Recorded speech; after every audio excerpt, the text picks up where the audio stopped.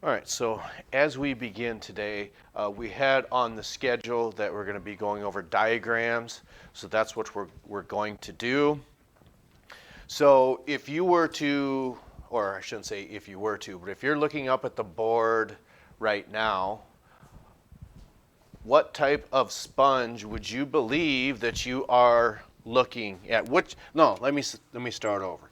Which sponge can you eliminate that you are not looking at? Because remember, these are in no particular order. Is that a cycanoid, a leuconoid, or an ascanoid? It's not a leuconoid. So why do you know that it's not a leuconoid? Because that is correct. Oh, yes, that has one osculum. Leuconoids, the most complex, can have multiple oscula or osculums.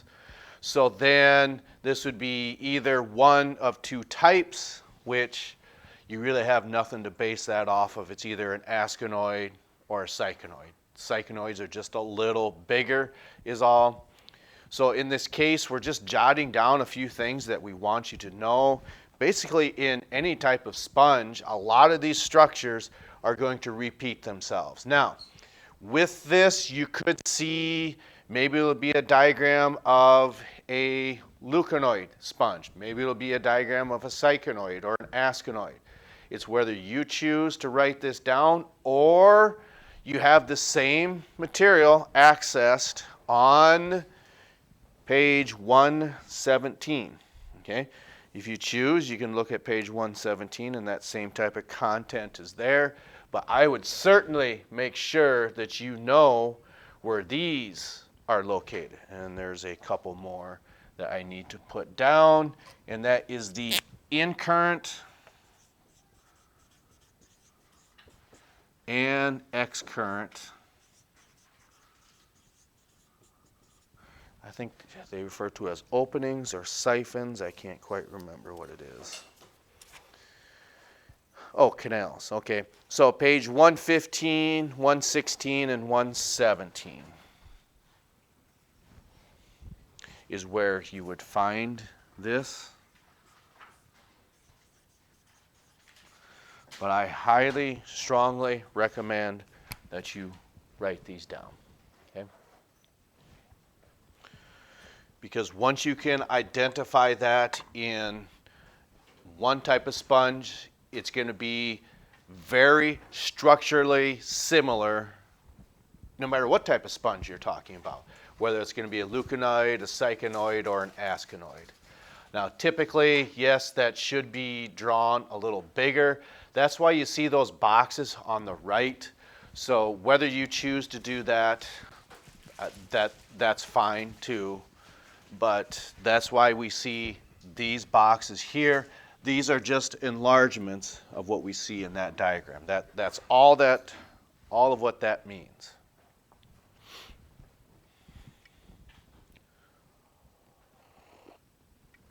Because your drawings are probably better than mine, which sadly probably does not take much.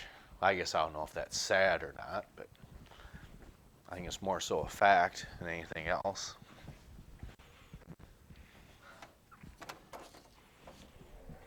So once you get those terms wrote down, and like I said, whether you want to do that drawing or not, that's entirely up to you. Because if I was looking at this, I might be confused by that too. And you might be better off just by seeing what's actually in the book on 115 to 117.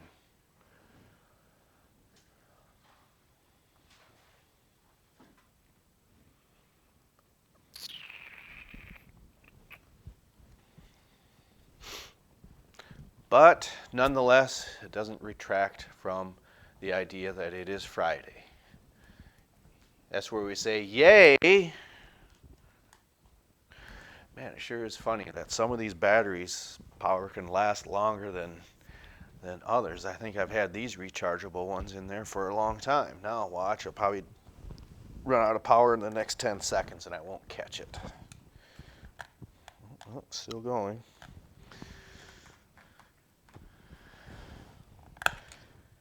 Yep, these aren't the lithium ions, but they are energizers.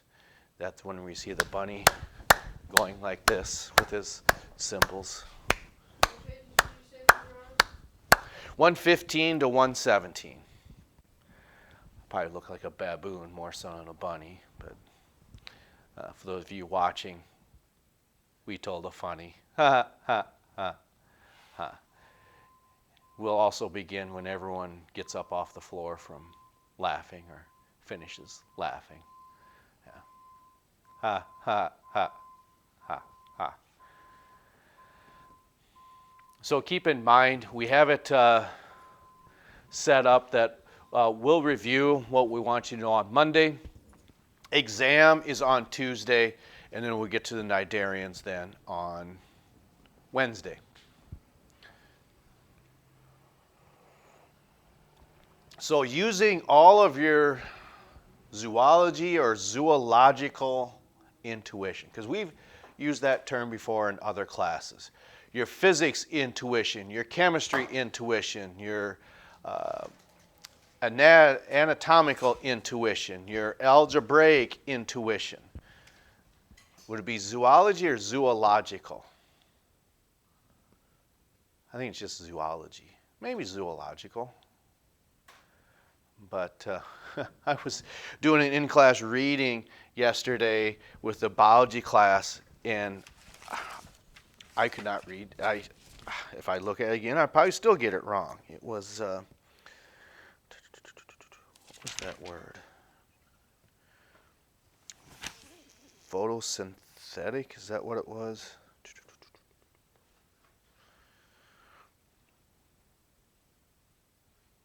Well, doesn't matter. Think for a moment and look at that diagram, and then you tell me what characteristics you see that's true about this phylum. Some of that you're going to have to, let's say, use, I wouldn't say some of your imagination, but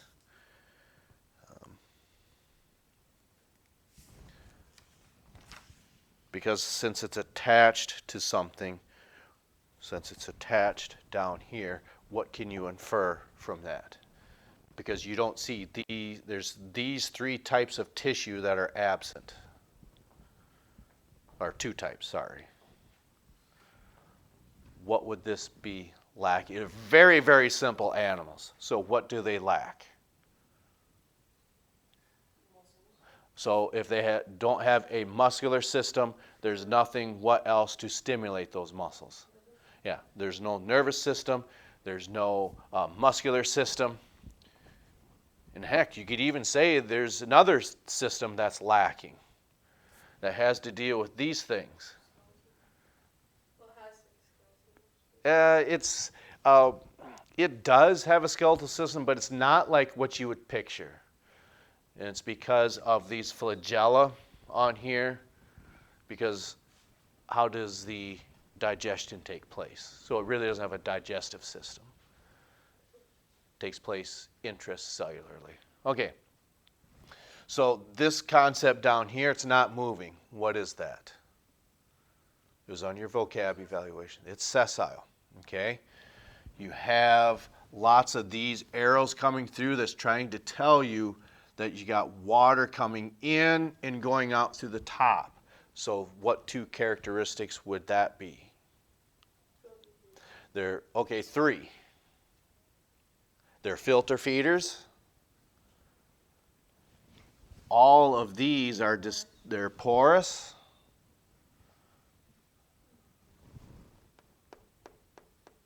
Way up top. Yeah, they've got an osculum. Okay, you can infer they're filter feeders, they're sessile, they've got an osculum, and they have many, many holes or are very porous. Okay, so now as we look at this, where do you believe that you see choanocytes on there? It's this box is over here. So the choanocytes are somewhere in that vicinity because there's also cholar cells as well.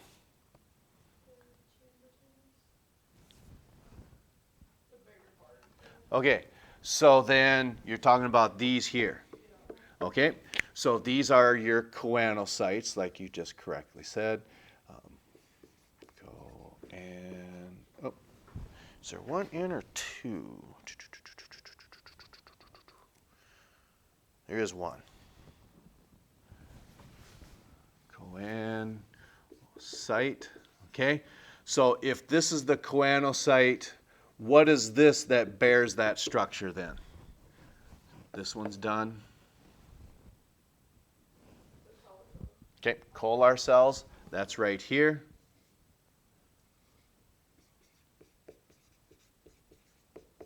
Okay.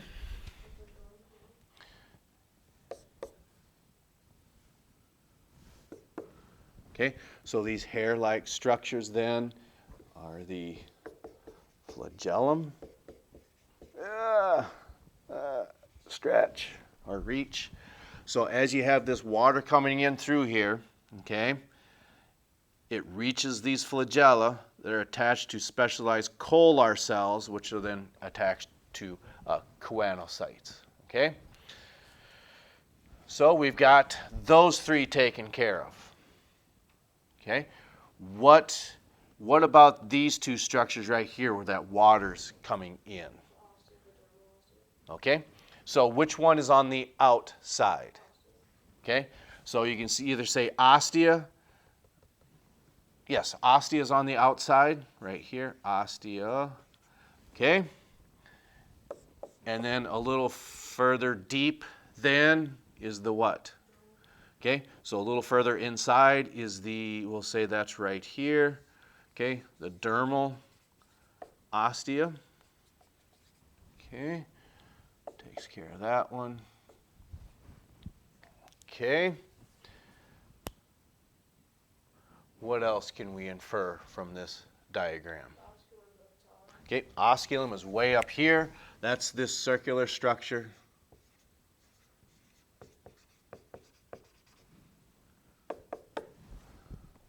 Okay. What else can we possibly infer? What's that central cavity called? As I was going to say, go by a process of elimination. Okay, so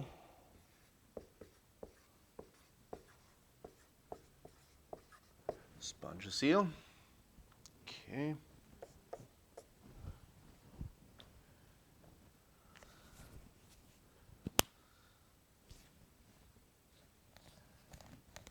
And these are in leuconoids. That's not in here, so that might be on there. So, but it is located on that page 115 to 117 where you could see that information.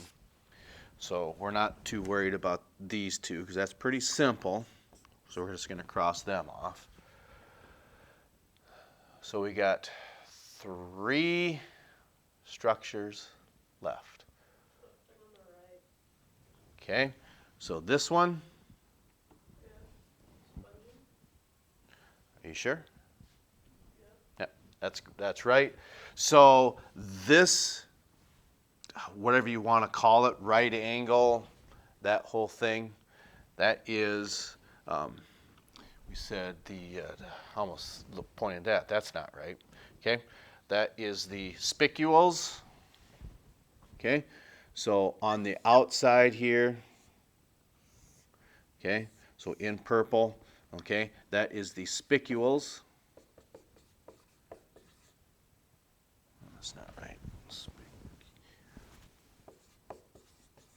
And then this squiggly line then, okay, what is the protein that makes up spicules then from a process of elimination? Because one of them means cells, just like choanocytes means cells, so these are specific cells. So if this is a protein matrix, that must be what?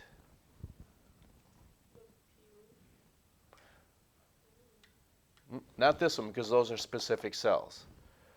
That spongin then, this squiggly line in here, we're going to call that spongin. Okay, so that takes care of this one. Then it's kind of hard to see. I've got this structure here and structure here. These are cells that make up part of the skeleton. So these are what we call pinocytes.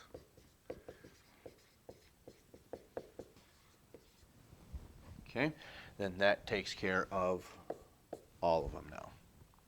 All right, so in short, again, page 115 to 117, you might have a better diagram than what this is because I'm not the best at drawing these.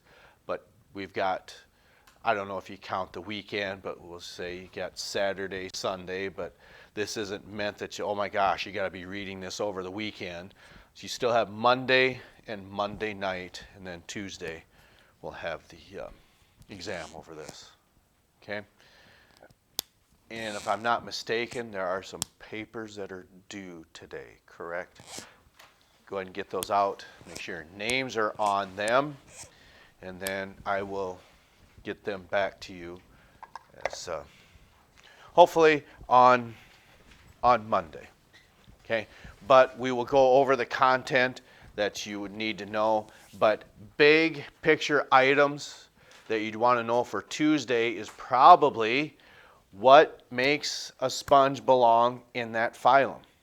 And we already went over those. The osculum, the porous idea that they're made of a porous material, that they have holes, they're filter feeders, they're sessile. All of those are characteristics of the phylum Porifera. Okay, I'll go and collect those. Thank you, thank you, thank you, thank you, thank you.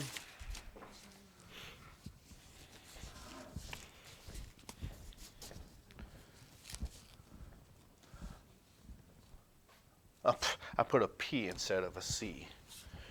Huh. Not spipules. Did anyone else catch that? Spicules, not spipules. Okay. So that's about a wrap for now.